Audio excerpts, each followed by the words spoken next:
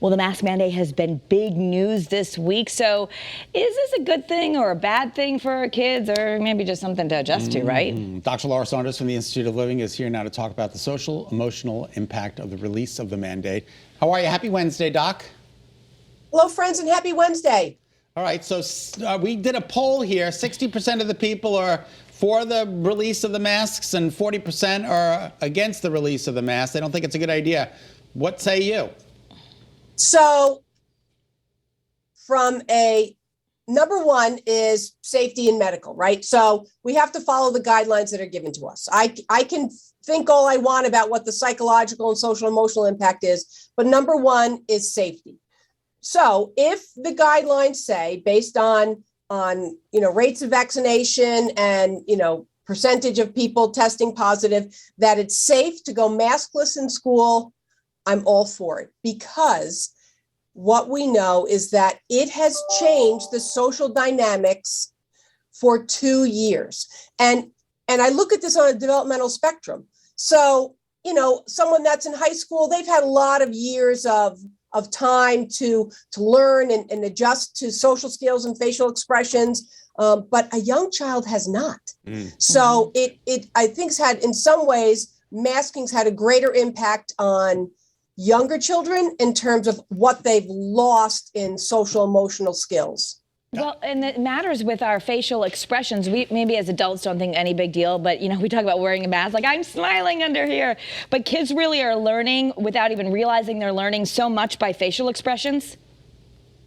Yeah, and it's so much of it's unconscious, right? You learn, how does someone look sad? How does someone look angry? How does someone look happy? Right? All those things are read in the face. It can be in the body as well, but they're read in the face. So when you're masked all the time and you can't see that, you're missing social cues. I mean, I talk to lots of elementary school teachers, and so many of them have said that kids are less socialized these days and they're having more behavior problems. So that's not just a coincidence. I mean, that's a result of it's not just masking. And so if we can get masks off kids and have it be a safe environment, because the other thing that I like to remind people is that teachers need to be protective for themselves, and they need to form relationships with kids. Kids do best in school when they want to please their teachers. So if they're disconnected and if they're masked, you can't read their facial expressions either. I feel bad for the 5-year-olds who started school 2 years ago. They've never seen their classmates' faces, and now all of a sudden they're entering a whole new world. This is going to be an adjustment period for them. It'll be a huge adjustment period.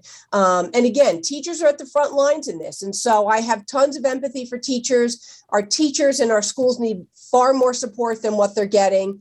And I hope, school administrations really are being supportive to the teachers, because they're dealing with a whole new world. So in homes, as families, we've had our masks off, right? And because of improvements, we've, kids have been able to socialize. There's activities, extracurricular activities, but school's been the last holdout because that's where kids congregate the most. And just think about lunch, right? Kids have had to eat their lunch quickly, put their mask back on. I mean, so many of these things are going to have changed the way young people interact with each other. So I'm a little bit excited to move to this next phase. It's going to take some serious adjustment, though. Yeah, and you say, as far as what to do as parents, we think about each day hitting the reset button, but especially if you've got young adolescents or teens who are already emotional. I was having this conversation. My daughter was saying, this is going to be weird to be without a mask. There was some level of protection, of almost hiding behind it in that phase of your life where you're like, gosh, I want to hide sometimes. Right. And that's another piece to this as well, is that it is created some barriers, especially for people, anyone with any kind of social anxiety. They've loved wearing masks. So it's going to be adjustments all around for so many people. And again, from a developmental perspective, the adjustments for elementary school versus middle school versus high school will be different. But it's really going to be a huge change for these young people. Yeah, it's just really remarkable to see. But I think the older kids are going to have a little bit of an easier time than the younger kids. I'm really rooting for those young kids out there. Yeah, because they've lost more in terms of development. I think the older kids lost more in terms of their socialization and what the activities that got taken away. I mean, so many high schoolers lost all sorts of activities because of COVID, not just because of masking, but because of all the guidelines. But younger children really lost a lot in terms of the social, emotional, day-to-day kind of interaction and the learning, the unconscious learning that takes place when you have full-blown interactions, when you can, play with someone and be 2 feet from them or a foot from them, and all the socialization and all the learning that takes place in play is a huge place for young people to learn. Unstructured play is even better. When they say it's a good topic, the time goes by quickly. We're out of time. We're out of time, but yeah. Thank you, Dr. Saunders. Thank you, Dr. Saunders. A pleasure to see you. I appreciate being here. Thank you and take care.